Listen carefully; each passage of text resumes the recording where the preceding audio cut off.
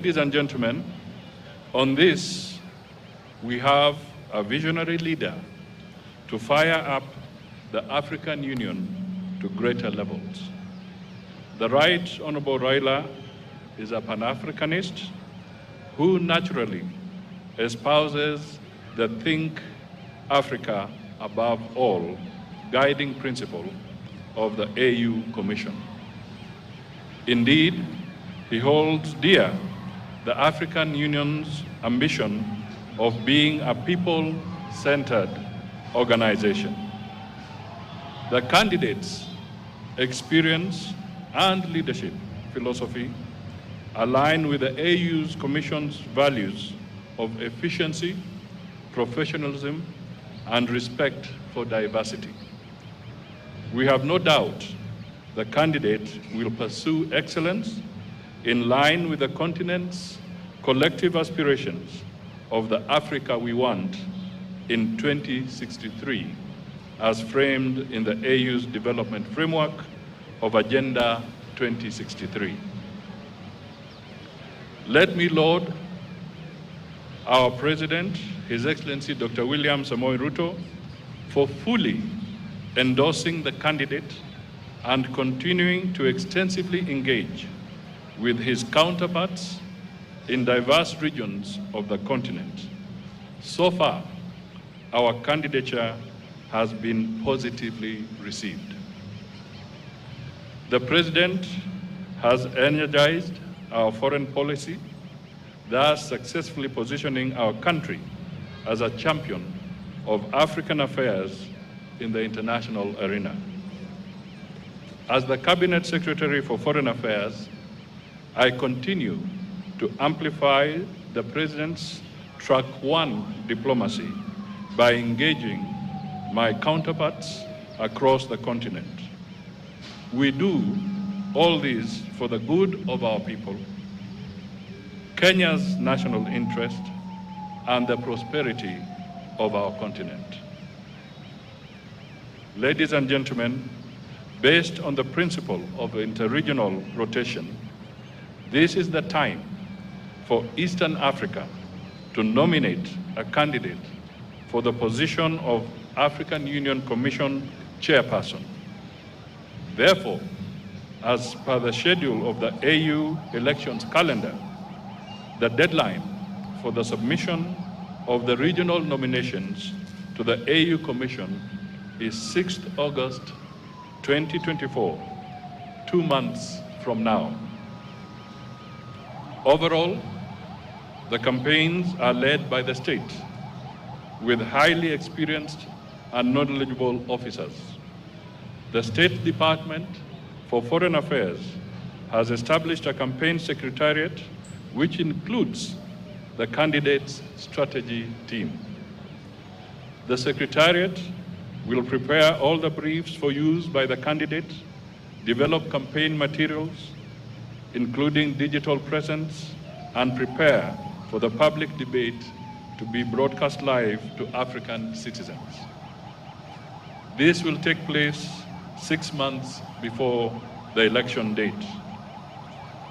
Currently, the team is firming up preparatory and application documents together with requisite translations of the resume into 6 AU languages. That is French, English, Kiswahili, Arabic, Portuguese, and Spanish. This should be ready for submission to the AU Secretariat by the end of June 2024. An empirical campaign strategy has been developed, which includes identifying opportunities, challenges, and risks that our candidature faces. Additionally, the campaign involves outreach programs to capitals of AU member states, briefing of Kenya missions abroad, and engagements with diplomatic corps in Nairobi. Kenya is certain that our candidate, the Right Honorable Raila Odinga, has credentials and the passion to advocate for Africa's interests globally and champion for more opportunities for Africa and her people. I now invite the Right Honorable Raila Odinga to make his remarks. Thank you.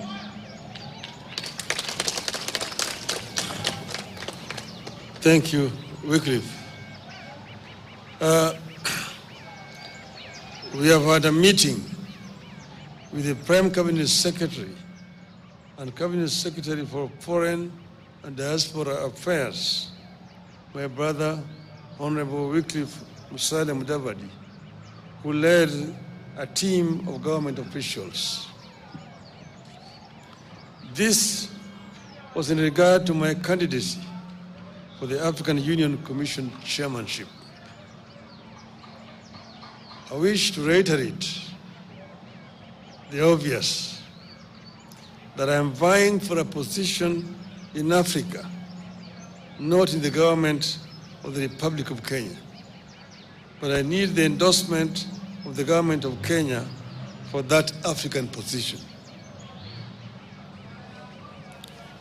At this meeting, we exchanged notes on the state of the quest so far, the preparations from my side and the government side, and the next steps that require to be taken. The Honorable Prime Cabinet Secretary shared with me the situation and levels of preparation and commitment in the government. I have been very encouraged by the number of senior government officials offering to be part of this journey out of an understanding that we are in this as Kenya and not as partisan political parties.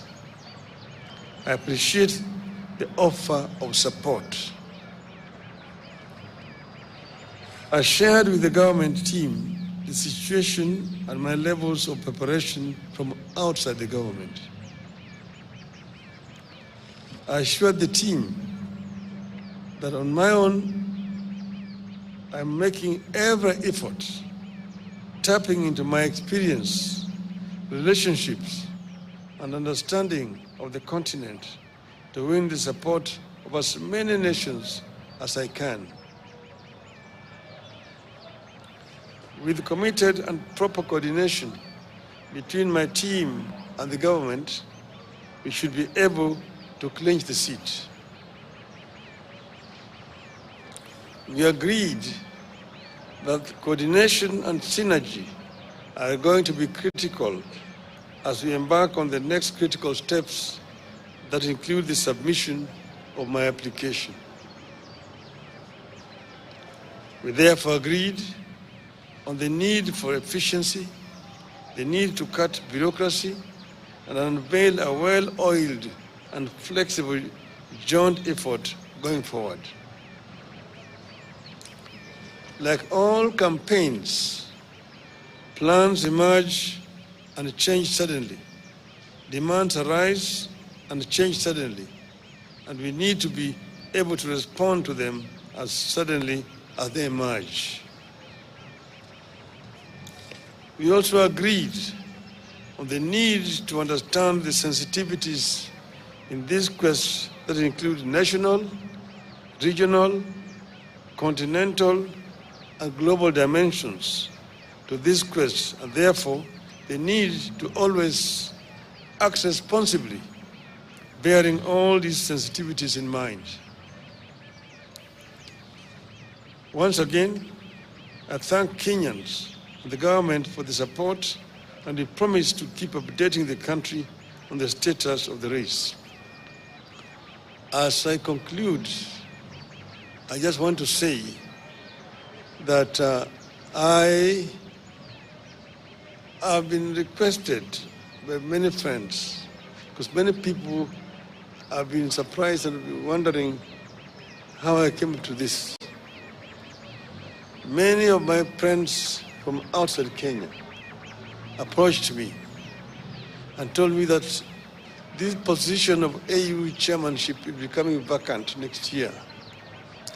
They will look around the continent and feel that among the people who may offer themselves, you have the best credentials to take this organization forward.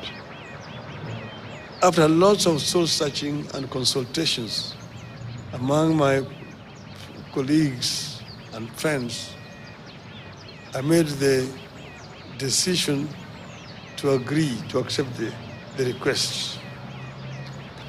As you know that I had been the African Union High Representative on Infrastructure Development for 5 years. That position gave me an inside picture of what is happening in the AU, what the potentialities are in the AU, what are the challenges, and what are the weaknesses that they exist there. I believe that I have sufficient knowledge and experience to be able to move the AU forward. AU is an institution that was founded by the founding fathers of our nation. And their dream was an Africa that was united, an Africa that was cohesive, an Africa that was developed. The development of Africa can only be done by Africans. I am myself a Pan-Africanist and an Afro-optimist. Afro-optimists as opposed to Afro-pessimists. Afro-pessimists are the people who have given hope in Africa, say that Africa is a lost cause, it's a condemned continent. Afro-optimists are those who believe in the ability of the African people to develop Africa. That Africa, the richest continent on the planet Earth in terms of resources, is also the poorest in terms of development. This is the paradox that we want to solve. We want Africans to be able to take charge of Africa. We want to expand the communication and trade among the African people. I was telling my brother here that when I was a student in Europe in the 60s, it was a nightmare to travel across the continent of Africa, of Europe.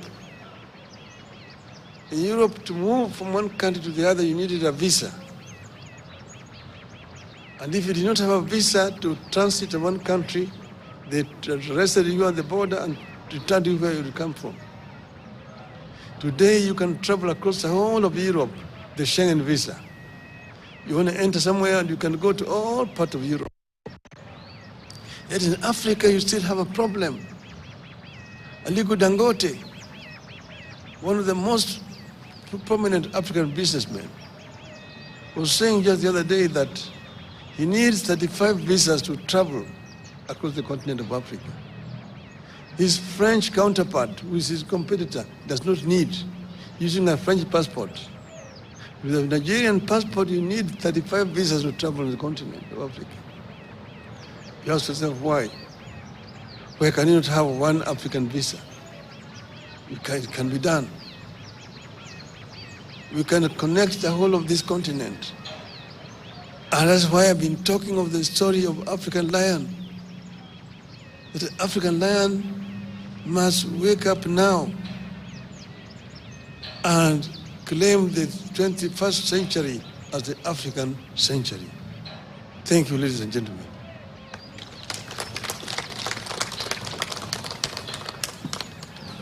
Thank you, the Right Honorable Raila Odinga. Ladies and gentlemen, having listened to Baba, I now wish to make the following concluding remarks. Indeed, Despite the world becoming more fragmented and competitive, Kenya believes that multipolarity presents economic and geopolitical opportunities for Africa. Therefore, a whole of AU strategic approach to the emerging world will enable member states to project a common voice on global matters of consequence and enhance Africa's bargaining power for mutual benefit. And indeed, the Right Honorable Raila has summed this up.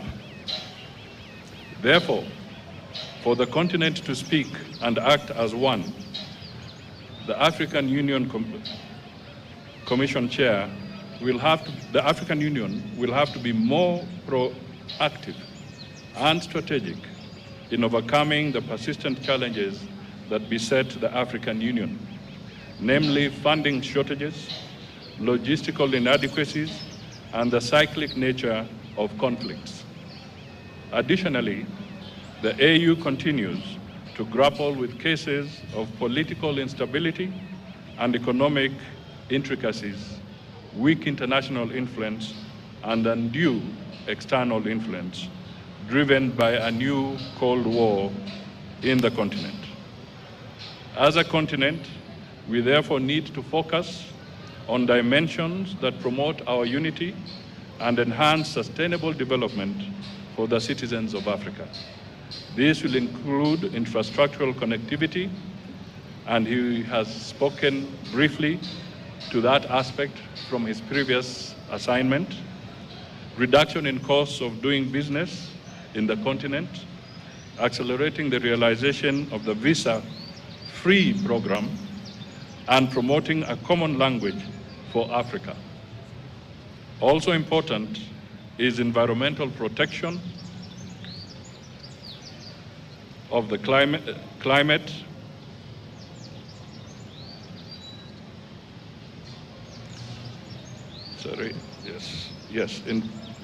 environmental protection of the climate. The continent should work in one voice to campaign for reforms of the international organizations and global financial institutions. The AU should be represented on the strategic international institutions, including membership to co-decision-making organs of the UN. We shall promote functional non-alignment that strategically seeks to establish mutually beneficial relationships globally. I may just want to emphasize here that the chairman of the AU Commission also holds the seat for Africa on the G20 forum. Ladies and gentlemen, the candidate, Honorable Raila Odinga, is a renowned champion of Think Africa above all. As per the AU values and inherently motivated by the AU vision, an integrated, prosperous, and peaceful Africa driven by its citizens and representing a dynamic force in the global arena. Our continental body should increase Pan-African awareness among a critical mass of citizens and promote the Africanization of our elites to proudly contribute to Africa's development goals and discourses. Kenya therefore envisions an AU that drives the continent beyond silencing the guns to achieving positive peace, sustainable peace, and security for collective prosperity. We have a long experience of supporting the AU and regional bodies, as well as bilateral engagements to foster peace and security regionally and globally. We envisage an AU that will give a greater voice to the continental crisis that have often become forgotten conflicts as other global crises elsewhere get huge humanitarian and political attention. As a government and a country, we wish the Right Honorable Raila Odinga God's speed in this noble endeavor for the continent. God bless Kenya and God bless Africa. Asanteni sana.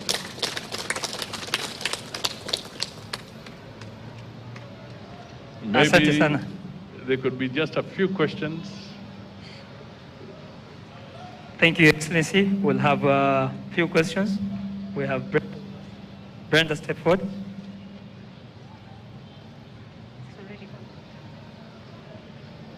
Thank you so much. I have a couple of questions that can be answered by both the candidates, Right Honorable Raila Odinga and... The Saudi?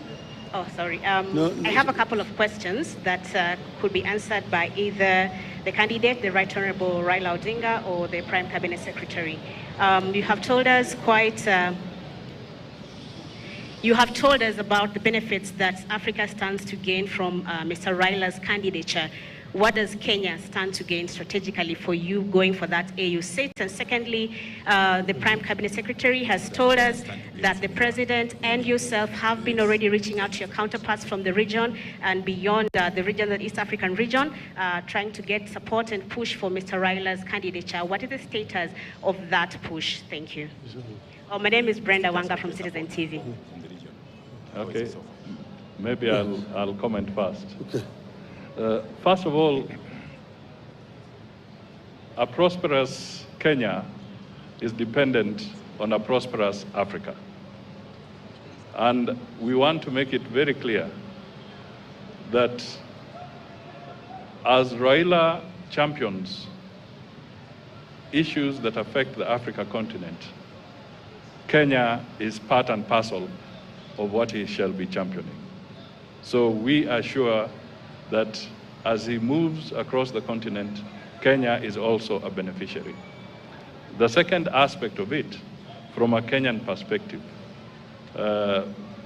we must look at it also as a national interest.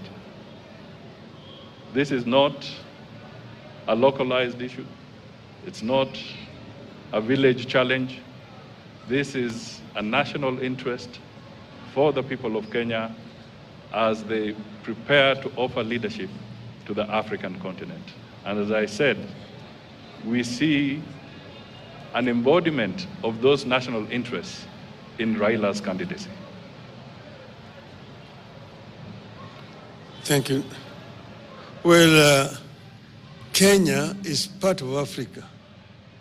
So what Kenya is going to get is equivalent to what the rest of Africa is going to get.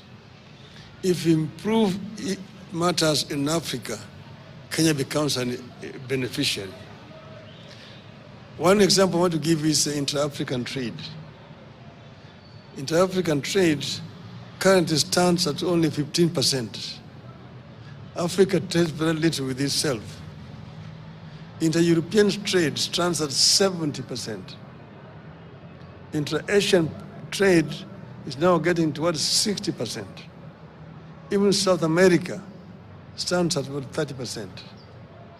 But Africa does not trade with itself for reasons, some of which are actually solvable, or problems solvable. You see, there are non-tariff barriers which have been introduced by some African countries, which makes it very difficult for goods to move from one African country to another African country. Secondly, there is infrastructure challenges that makes it very difficult for Africa to trade with itself. You know, Africa Continental Free Trade Area Agreement is now 2 years old, but still very little progress has been made, mainly because of these two major barriers. As the High Representative on infrastructure, I realized the challenges. Like you've been talking about intra-African highways, the Cape to Cairo, the Dakar to Djibouti, Dakar, Lagos, Lagos, Mombasa, and so on and so forth. We've been talking about the continental high-speed railway network, one Beira to Walvis Bay, one the old Benguela line, Lobito to Lubumbashi. The other one is the high-speed railway along the coast from Lagos to Cairo. The other one is our LAPSET, the Lamu Port, South Sudan, Ethiopia Transport Corridor, which as a representative of the AU on on infrastructure, we actually extended from Juba through Bangui in Central African Republic to the port of Cameroon to create a land bridge that links the Atlantic Ocean to the Indian Ocean and opening up the interior of the continent, which are landlocked for trade. See, for example, Kenya grows tea. How does Kenya export its tea to Central African Republic? Between Kenya and Central African Republic, there's only South Sudan. South Sudan is the only country between Kenya and Central African Republic. But how do we take the tea there? There's no infrastructure. You have to find a ship that will go around the Cape, along the western coast, to the Cameroonian port of Douala, and then by road to Bangui. The French are there ahead of you. That's why they drink in Bangui Kenyan tea, Christian as English breakfast tea. But with a LAPSET, we can be able to take our goods there. But this infrastructure cannot be developed country by country. You need to have a mechanism at the center that is coordinating funding for this infrastructure. If you want to do the LAPSET, Kenya can only do its part up to the border with South Sudan. Then South Sudan needs to take it from there to the border with Central African Republic. Central African Republic takes it to Cameroon and to reach there. But you need a center to be able to coordinate funding, to mobilize funding for this infrastructure development, which are cutting across the continent. That is why those things have not been done. That's why even the trans-African highways have not been done, and so on. So getting there, we are also talking about the high-speed fiber optic network connecting all the African capitals. We're talking about open skies to be able to move freely in the African airspace without so much impediment. At the moment, traveling across Africa is a major problem. Recently, when I was going to the funeral of the president of Namibia, we chartered an aircraft here. We had to spend 3 hours at Wilson Airport waiting for clearances of airspaces, the transit countries. You have to get a clearance to fly over Tanzanian airspace, DRC, Zambia, Botswana, and Namibia itself.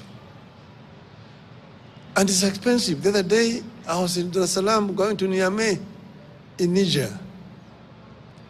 There, you had spent 10 hours waiting. You need a clearance over Uganda, over DRC, over Central African Republic, over Cameroon, Nigeria, and Niger. And that is what is making the air transport in the continent so expensive. It is easier to move goods by air. You need to put the facilities across the continent. And then have also an African continental air traffic control. In Europe, you only need one permit and you can fly all over the countries of Europe. Here, you need to get permission from Nairobi, Dar es Salaam, Kinshasa, Lusaka, really going down those sides. So all these are what is making inter-African trade difficult. I've told you about the issues of visas. It's another problem, and so on and so forth. We've been talking about making the Nile River navigable so that you can be able to move from Mediterranean Sea to Lake Victoria. Ships can move from Europe and don't have to go around the Horn to come to our coast on the other side. You can go right on the Nile to Lake Victoria and land there in Jinja, in Kampala, in Kisumu, and in Mwanza. Those are some of the projects that could be done. And if you open up those way, Kenya will be a major beneficiary, and Africa generally. So we have ideas which we think, if implemented, will improve the inter-African trade. Thank you. Asante sana. Thank you so much, Your Excellency. In the interest of time, Your Excellency, we are unable to take more questions because the Prime Space is needed somewhere in Nandi in the next few. More? Okay, one question. Excellencies, my name is Mwangi Maina from the Isili Voice. First question to the former Premier. Some Kenyans and some Africans feel that Nairobi fronting your candidature is a way of settling domestic political scores. Do you think you're exporting domestic politics to Addis Ababa? The other question to you, former Premier, it's about the Kenya stance, Kenya openly standing with Israel, which has been committing a genocide in Gaza. Do you think this could potentially impact your candidature at the African Union Commission next year because of such global geopolitical standing? Asante Mwangi, thank you. No, I mean, I'm a Kenyan, and as I mentioned, nobody has asked me. The Kenya government did not ask me. I made a decision myself that I want to offer myself to serve the continent. And as you know, you cannot run for this position without being sponsored by your country. Your candidature is not valid until your country has said yes. So I was myself pleasantly surprised that the Kenya government said they would support me. I was expecting them to say no. I don't know the reason why they said yes. That is their own decision, it's not mine. I will tell you why we said yes. We said yes because Raila is competent. Yes. And we are looking at Kenya's national interests and Africa's national interests. So this is not about our local issues. And we do not want, and we really want to get the Fourth Estate to help us to project the national interests of Kenya, because it would be a first for Kenya. And it would be an opportunity for Kenya to offer leadership to the African Union. And Raila Amolo Odinga has got the requisite experience. As I said in another forum, he has seen both hot and cold. And Africa is beaming with both hot and cold. And Raila is required on the African continent. Your Excellency. On the issue of Israel, it's just, I think yesterday, the Gaza issue, I issued a very clear statement on behalf of the Republic of Kenya, where I said that Kenya stands for a two-state solution, so that Israel stands as a nation, and the people of Palestine should also have their state as a nation. So under no circumstances is Kenya favoring one against the other. What is important is that the conflict in the Middle East, like in other where there is conflict elsewhere, we call for a peaceful resolution as soon as possible, because the humanitarian crisis is huge. Your Excellency, my name is Jeff Kirui from KTN News. Jeff. Yes. We are done, Jeff. Just Please, one final please, question. Jeff. Please, Your Excellency. Tafadhali, Prime anafaa kwenda mbali. One final Tafadhali. Let's end it there. Yes, the question is regarding EAC. They have been pushing for one candidate. The newest kid on the block, Somalia, has its candidate. In the eastern region, we have Djibouti and Seychelles who also have candidates. Is it a concern to you that this might complicate matters, considering the two-third requirement to clinch the seat? And also, could you clarify on the composition of your campaign team? As I said here, that we are focusing on Kenya's candidacy. Yeah. Other countries that have their wish to front a candidate will speak about their own. Yes. But for now, as far as we are concerned, we have a long journey to go to campaign, and our candidate is Honorable Raila Odinga.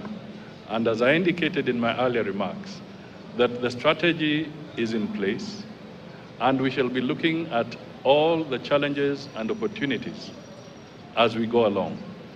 And I think I should also tell you that subsequent to this, I think the lady had asked, I want to emphasize that our president has also made several strides in talking to his counterparts across Africa. And all that, I'm sure, will count for something in the next few months. Thank you. Thank you very much, ladies and